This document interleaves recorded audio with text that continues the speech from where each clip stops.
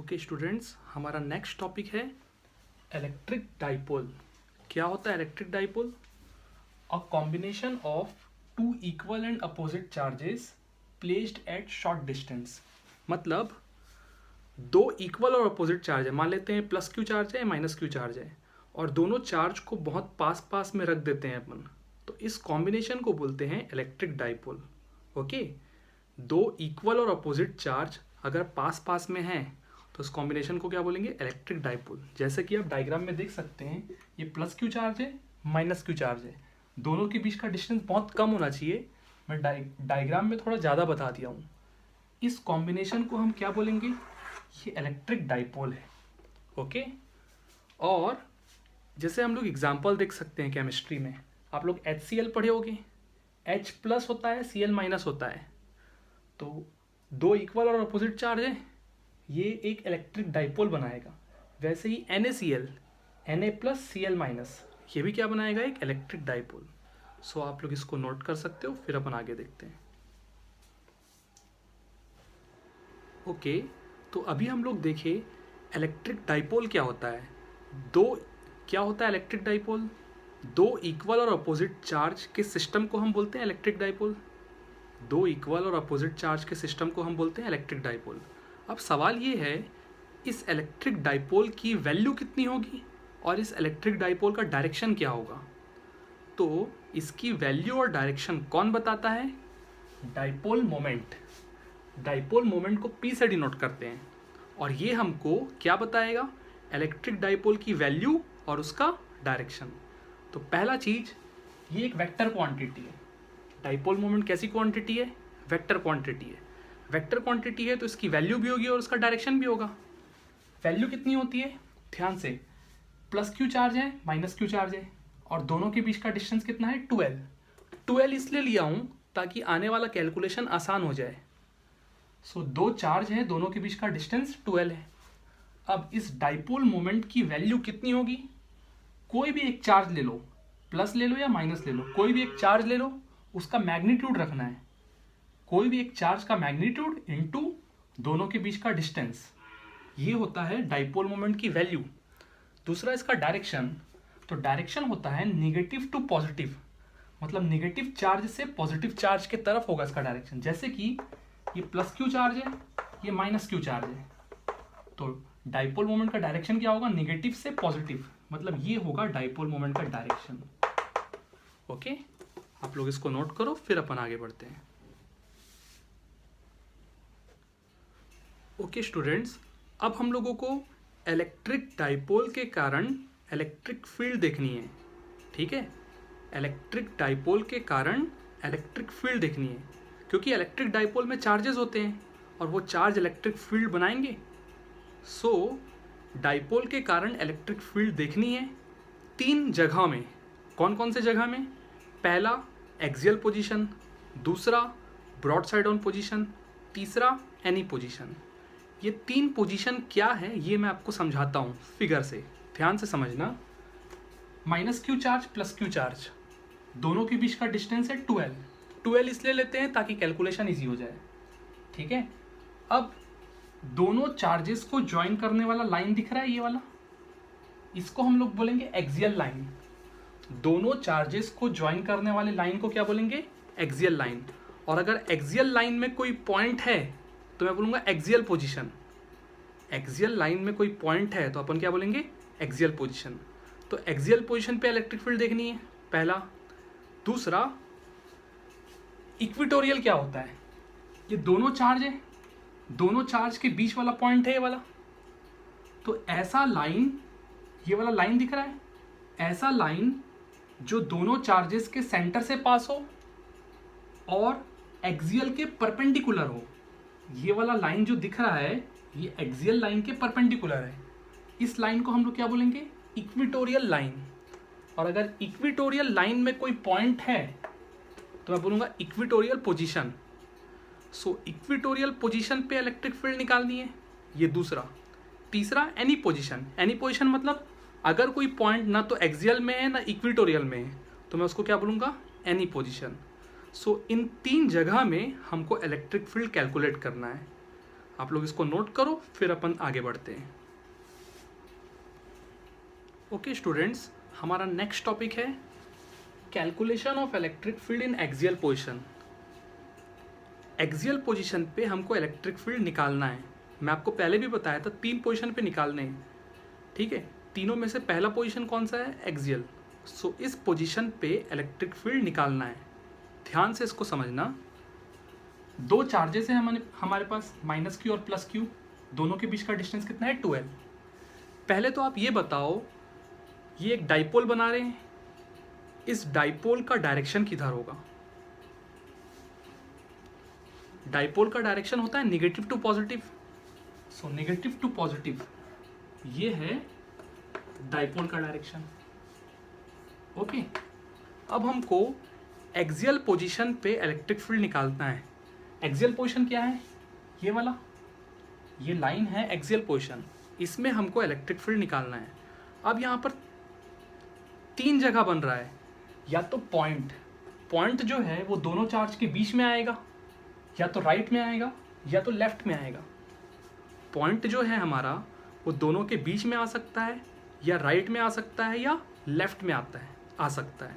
तो तीनों को हम लोग अच्छे से देखते हैं। मान लेते हैं अगर पॉइंट दोनों के बीच में है, यहाँ पर हमारा पॉइंट है, तो पॉजिटिव चार्ज के कारण इलेक्ट्रिक फील्ड किधर होगा? इस तरफ। पॉजिटिव चार्ज से इलेक्ट्रिक फील्ड निकल रहे हैं और नेगेटिव चार्ज में एंटर कर रहे हैं, सो नेगेटिव के कारण भी इधर ही होगा। दोनों एक ही डायरेक्शन पे है, तो नेट इलेक्ट्रिक फील्ड का डायरेक्शन इधर ही आएगा। आप लोग देख सकते हो, अगर पॉइंट बीच में है तो नेट इलेक्ट्रिक फील्ड का डायरेक्शन और डाइपोल का डायरेक्शन दोनों अपोजिट है। अगर पॉइंट बीच में है तो नेट इलेक्ट्रिक फील्ड का डायरेक्शन और डाइपोल का डायरेक्शन अपोजिट है। अब मैं आपको राइट साइड या लेफ्ट साइड बताता हूँ। राइट साइड आप लोग देखो, मान लेते हैं कि ये वाला पॉइंट है, इस पॉइंट पे इलेक्ट्रिक फील्ड का डायरेक्शन निकालना है। पॉजिटिव चार्ज से इलेक्ट्रिक फील्ड निकल रहे होंगे तो इस तरफ, और नेगेटिव चार्ज में एंटर कर रहे होंगे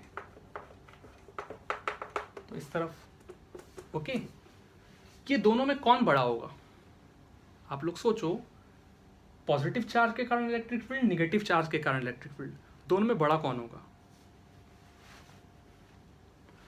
दोस्तों आप लोग देख सकते हो, ये पॉइंट जो है पॉजिटिव चार्ज से नजदीक है।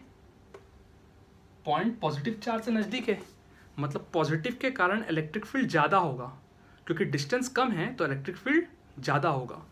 सो ये पॉइंट पॉजिटिव चार्ज के नज़दीक है, इसलिए हम लोग ये बोल सकते हैं ये वाला इलेक्ट्रिक फील्ड ज़्यादा है और ये वाला इलेक्ट्रिक फील्ड कम है। सो नेट इलेक्ट्रिक फील्ड किधर आएगा? इस तरफ। तो नेट इलेक्ट्रिक फील्ड जो है उसका डायरेक्शन डाइपोल के डायरेक्शन, मतलब दोनों का डायरेक्शन सेम है। आप लोग यहाँ पर ध्यान देना, अगर पॉइंट बाहर में है तो नेट इलेक्ट्रिक फील्ड का डायरेक्शन और डाइपोल का डायरेक्शन सेम है राइट साइड में। लेफ्ट साइड में भी आप लोग कैलकुलेट करके एक बार देखो, जैसे मैं राइट साइड में आपको बताया कैलकुलेट करके, वैसे ही आप लेफ्ट साइड में देखो नेट इलेक्ट्रिक फील्ड का डायरेक्शन और डाइपोल का डायरेक्शन कैसा आता है। एक बार आप करो, फिर मैं बताता हूँ।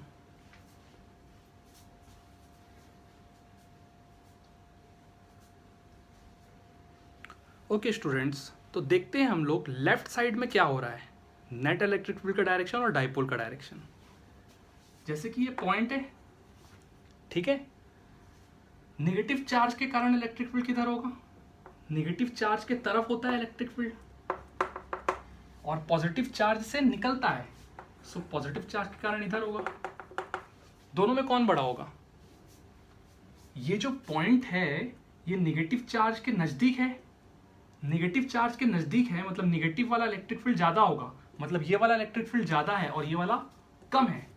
क्योंकि ये वाला ज्यादा है तो नेट इलेक्ट्रिक फील्ड का डायरेक्शन इधर आ रहा है और डाइपोल का भी डायरेक्शन सेम है। मतलब अगर पॉइंट लेफ्ट साइड में है तो नेट इलेक्ट्रिक फील्ड का डायरेक्शन और डाइपोल का डायरेक्शन सेम रहेगा। ओके, सो इन तीनों से हम कंक्लूजन क्या निकाल सकते हैं? अगर पॉइंट बीच में है, मतलब चार्जेस के बीच में है, तो नेट इलेक्ट्रिक फील्ड का डायरेक्शन और डाइपोल का डायरेक्शन अपोजिट होगा अगर बीच में है तो। लेकिन अगर पॉइंट राइट साइड है या लेफ्ट साइड है, दोनों ही केस में नेट इलेक्ट्रिक फील्ड का डायरेक्शन और डाइपोल का डायरेक्शन सेम रहेगा।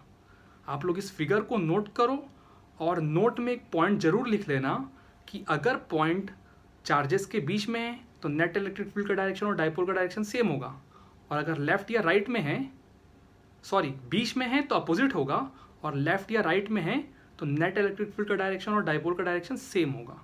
इस चीज़ को आप नोट में लिख लेना। फिर हम लोग कैलकुलेट करेंगे कि नेट इलेक्ट्रिक फील्ड की वैल्यू कितनी है। पहले आप इतना कर लो।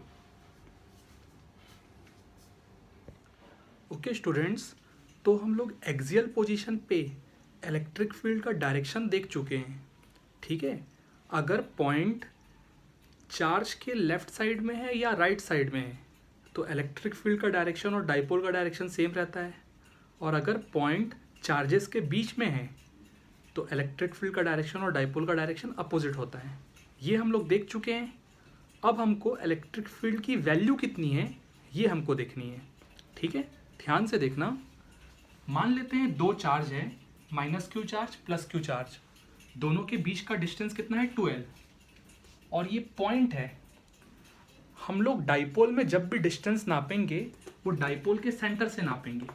मान लेते हैं डाइपोल का सेंटर है, तो इस पॉइंट का डाइपोल के सेंटर से कितना डिस्टेंस है, r डिस्टेंस है, ओके। अब इस पॉइंट पे इलेक्ट्रिक फील्ड की वैल्यू निकालनी है अपने को। कैसे निकालेंगे? ये पॉजिटिव चार्ज है, पॉजिटिव चार्ज से इलेक्ट्रिक फील्ड निकल रहा होगा, electric field due to positive, और ये नेगेटिव चार्ज है, नेगेटिव चार्ज में एंटर कर रहा होगा। और क्योंकि ये पॉजिटिव चार्ज नज़दीक है इसलिए पॉजिटिव चार्ज के कारण इलेक्ट्रिक फील्ड ज़्यादा होगा और नेगेटिव चार्ज के कारण कम होगा, इसलिए मैं इस एरो को बड़ा बनाया हूँ, इस एरो को छोटा, ओके। अब दोस्तों हमको अगर नेट इलेक्ट्रिक फील्ड निकालना है, नेट इलेक्ट्रिक फील्ड निकालना है तो electric field due to positive charge, दोनों अपोजिट डायरेक्शन पे है ना, इसीलिए सब्ट्रैक्ट होंगे। Electric field due to positive minus electric field due to negative. Positive वाला बड़ा है इसलिए मैं इसको पहले लिख रहा हूँ, और नेगेटिव वाला छोटा है इसलिए इसको बाद में लिख रहा हूँ, ओके। अब वैल्यू, इलेक्ट्रिक फील्ड का फॉर्मूला क्या होता है, KQ/R²। वैसे ही पॉजिटिव चार्ज के कारण इलेक्ट्रिक फील्ड KQ/। अब ध्यान से देखना, इस चार्ज का पॉइंट से डिस्टेंस कितना है, ये है, चार्ज का पॉइंट से डिस्टेंस ये है, और ये डिस्टेंस कितना होगा दोस्तों, ध्यान से देखना। ये डिस्टेंस है r और ये डिस्टेंस है l, तो ये डिस्टेंस कितना होगा r-l, तो KQ/r-l का whole square, okay. Minus electric field due to negative charge, negative charge के कारण इलेक्ट्रिक फील्ड, तो KQ। यहाँ पर एक बात ध्यान देना दोस्तों, यहाँ पर मैं चार्ज को माइनस क्यू नहीं रख रहा हूँ, प्लस क्यू ही रखेंगे, क्योंकि हम लोग वैल्यू लिख रहे हैं। यहाँ पर electric field due to negative charge की वैल्यू लिख रहे हैं, और जब हम लोग वैल्यू लिखेंगे तो चार्ज को पॉजिटिव ही लिखेंगे, तो KQ/ डिस्टेंस का स्क्वायर। अब नेगेटिव चार्ज का पॉइंट से डिस्टेंस कितना है वो देखते हैं। इस नेगेटिव चार्ज का पॉइंट से डिस्टेंस ये है, और ये डिस्टेंस कितना होगा, ये है r और ये है l, तो r+l, तो r+l का होल स्क्वायर, ओके। आप लोग इतना नोट कीजिए, और नोट करने के बाद इसको सॉल्व करने की कोशिश कीजिए। इसको आप लोग सॉल्व करोगे तो आंसर आ जाएगा, ठीक, ओके। तो अब हम लोगों को कुछ नहीं दोस्तों, सिर्फ कैलकुलेशन देखना है। कैलकुलेशन क्या है अपन देख चुके हैं, KQ/r-l का होल स्क्वायर माइनस KQ/r+l का होल स्क्वायर, ये नेट इलेक्ट्रिक फील्ड आया। अब इसको सॉल्व कैसे करें, अब फिजिक्स यहाँ पर ख़त्म हो चुका है, अब यहाँ पर इसमें मैथमेटिक्स लगाना है और सॉल्व करना है। कैसे करें, KQ कॉमन निकल जाएगा, अंदर क्या बचेगा, 1/r-l का होल स्क्वायर माइनस 1/r+l का होल स्क्वायर, ये बच रहा है। इसको अपने को सॉल्व करना है। KQ क्रॉस मल्टीप्लीकेशन से ये इधर मल्टीप्लाई होगा, ये इधर मल्टीप्लाई होगा, डेट इज r+l का होल स्क्वायर माइनस r-l का whole square divided by r-, और नीचे के जो डिनोमिनेटर्स हैं वो मल्टीप्लाई हो जाएंगे, आर माइनस एल का square into R plus L का स्क्वायर। ठीक है, अब इसको कैसे सॉल्व करें, ध्यान से देखना। इसको न्यूमरेटर में अगर मैं इसको ओपन करता हूं तो R square A plus B का होल स्क्वायर है, A square plus B square plus 2ab, so R square plus L square plus 2rl होगा। और इसको ओपन करूंगा ए माइनस बी का होल स्क्वायर, तो R square plus L square minus 2rl। तो यहाँ का R square plus L square और यहाँ का R square plus L square cancel हो जाएगा। यहाँ पर क्या बचेगा 2rl और यहाँ पर क्या बचेगा माइनस 2rl। माइनस और माइनस प्लस मतलब 2rl और 2rl टोटल कितना हो जाएगा 4rl। सो न्यूमरेटर में आ रहा है के क्यू इंटू 4rl सॉल्व करने पे।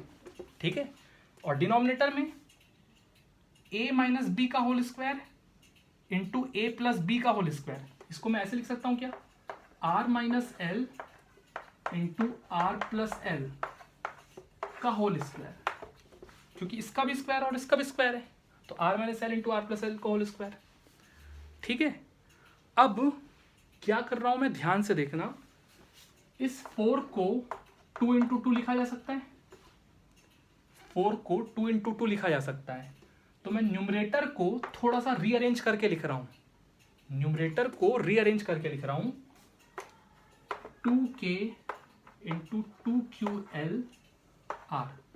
दोस्तों एक 2 को k के साथ अटैच कर दिया और एक 2 को ql के साथ अटैच कर दिया, बाकी r तो वैसे ही रह रहा है।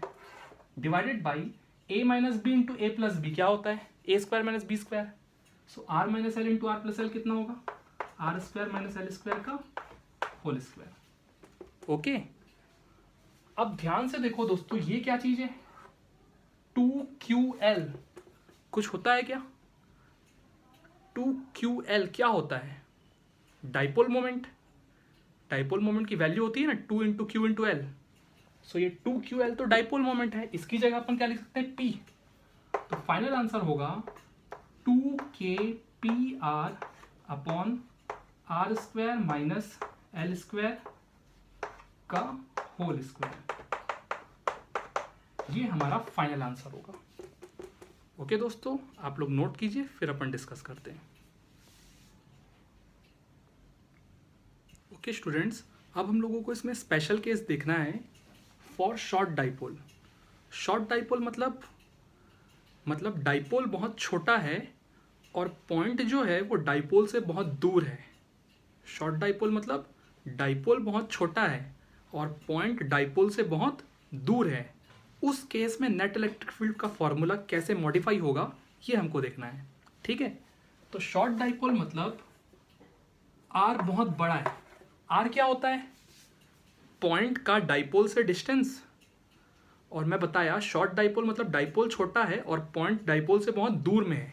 मतलब आर बहुत बड़ा है और डाइपोल छोटा है, मतलब दोनों चार्जेस के बीच का डिस्टेंस बहुत कम है, तो आर 2l से बहुत बड़ा है। ठीक है, अब अगर आर 2l से बहुत बड़ा है तो आर l से भी बहुत बड़ा होगा। ऑब्वियसली अगर आर 2l से बड़ा है तो आर l से भी बहुत बड़ा होगा। दोनों साइड अगर मैं स्क्वायर करता हूं तो आर स्क्वायर भी एल स्क्वायर से बहुत बड़ा होगा। ठीक है, अब ध्यान से समझना, आर स्क्वायर एल स्क्वायर से बहुत बड़ा है, तो अगर मैं आर स्क्वायर में से एल स्क्वायर को माइनस कर दूं तो ये क्या होगा, आर स्क्वायर एल स्क्वायर से बहुत बड़ा है, तो अगर मैं आर स्क्वायर में से एल स्क्वायर को माइनस करूं तो ये लगभग आर स्क्वायर ही रहेगा। कैसे समझना, हमारे पास 1 करोड़ रुपए हैं और हमसे कोई 10 रुपए ले लिया तो हमारे पास कितने रुपए बचेंगे। हमारे पास 1 करोड़ रुपए हैं, हमसे अगर कोई 10 रुपए ले भी लिया तो हमारे पास लगभग 1 करोड़ रुपए ही रहेगा। 1 करोड़ रुपए में 10 रुपए की कोई वैल्यू नहीं है। वैसे ही आर स्क्वायर एल स्क्वायर से बहुत बड़ा है, तो अगर आर स्क्वायर में से एल स्क्वायर को माइनस कर भी दें तो लगभग क्या रहेगा, आर स्क्वायर ही रहेगा। ओके, इस चीज को मैं यूज करूंगा। दोस्तों नेट इलेक्ट्रिक फील्ड का फॉर्मूला कितना आया था, 2kpr upon R square minus L square का होल स्क्वायर। ये नेट इलेक्ट्रिक फील्ड का फॉर्मूला आया था। अगर मैं स्पेशल केस की बात करूं मतलब शॉर्ट डाइपोल की। तो अगर स्पेशल केस शॉर्ट डाइपोल की बात करें तो R square minus L square लगभग क्या लिख सकते हैं, आर स्क्वायर। तो इस चीज को हम लोग क्या लिख सकते हैं, आर स्क्वायर। और आर स्क्वायर का होल स्क्वायर मतलब क्या हो जाएगा, आर स्क्वायर का होल स्क्वायर मतलब आर का पावर 4। दोस्तों एक आर कैंसिल हो जाएगा, तो अल्टीमेटली आंसर कितना आएगा, 2kp upon R cube. So short dipole के लिए नेट इलेक्ट्रिक फील्ड इतना आता है, 2kp अपॉन आर क्यूब। ये शॉर्ट डाइपोल के लिए। ओके, यही चीज अपन इक्वेटोरियल पोजीशन पे भी करेंगे, सेम टू सेम। तो इसको आप अच्छे से नोट कर लीजिए।